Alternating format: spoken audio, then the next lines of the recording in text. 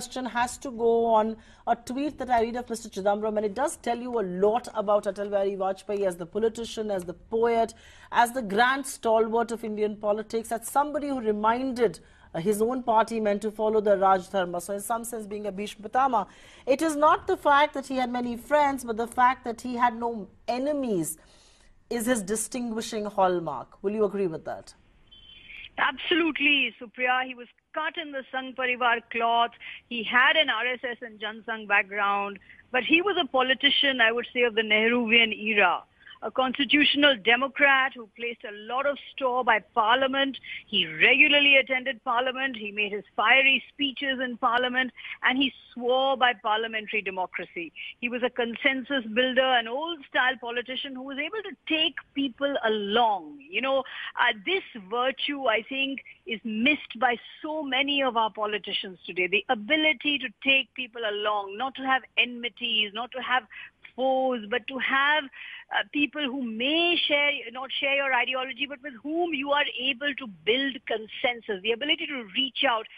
Look at his tenure, Supriya, remarkable, the nuclear tests, in spite of India's isolation, the big reach out to the United States, repeated attempts to make peace with Pakistan. He never gave up. Lahore bus ride, bus journey, remarkable effort to actually go to Lahore in that bus, made that poetic speech at the Minare, Pakistan. I remember as a young reporter listening to that speech, and it literally brought tears to our eyes. You know, Vajpayee's speeches could make you tear up in a way that Modi's speeches get you all energized, but Vajpayee could bring the tear to the eye in a way that nobody could. An Indian Prime Minister at the symbol of Pakistan, the Minare Pakistan, speaking about India and Pakistan. It was truly a memorable moment.